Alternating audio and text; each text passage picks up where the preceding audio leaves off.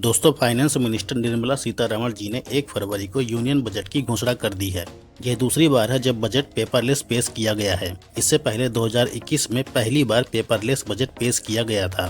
तो अब हम जानेंगे कि इस साल के बजट में क्या रहा, क्या सस्ता हुआ और क्या महंगा हुआ। आम आदमियों, किसानों, हेल्थ सेक्टर और एजुकेशन फील्ड जैसे अन्य सभी क्षेत्रों के लिए क्या क्या घोषणाएं हुई है, यह हम जानेंगे। तो यह सब अच्छे से समझने के लिए वीडियो को लास्ट तक देखें और यदि चैनल पर नए हैं तो सब्सक्राइब करके जरूर रखें। तो दोस्तों, हम पहले थोड़ा सा यह जान लेते हैं कि आखिर ये बजट है क्या।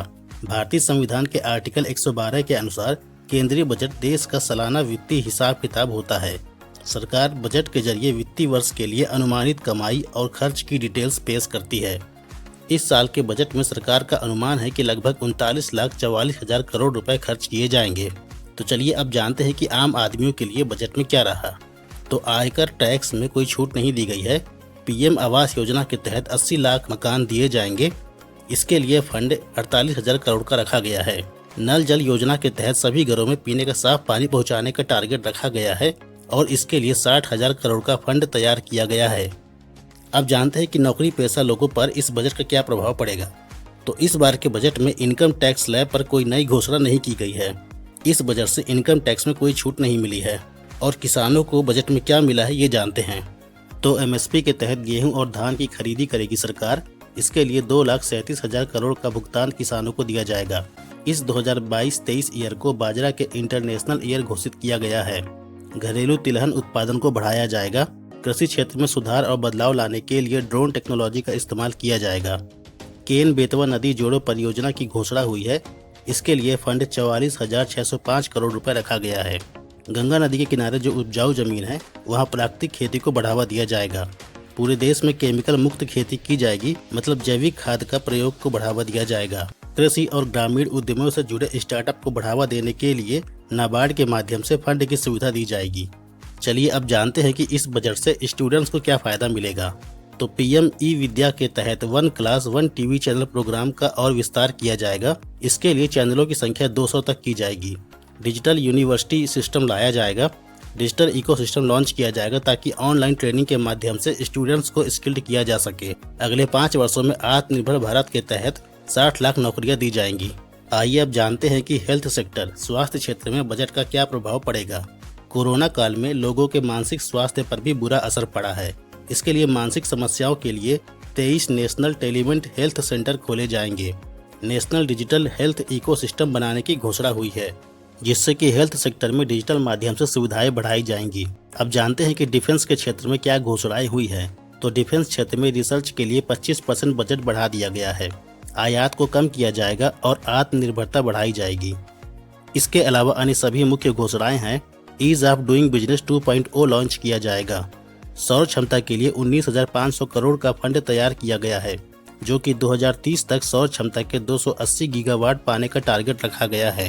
नेशनल पेंशन स्कीम के तहत केंद्र सरकार के कर्मचारियों के साथ साथ राज्य सरकार के कर्मचारियों को भी 14% अंश दिया जाएगा।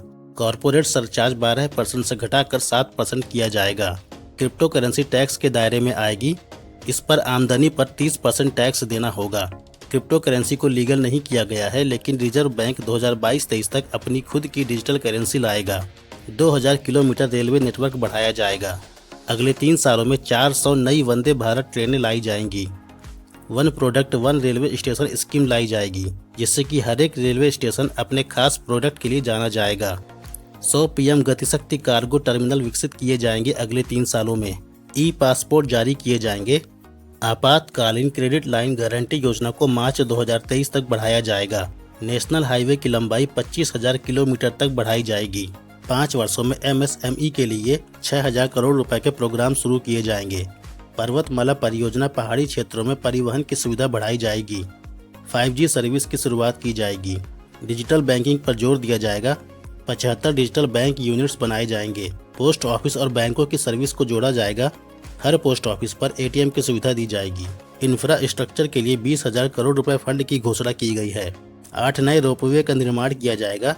पीपीपी मॉडल के तहत तैयार किए जाएंगे।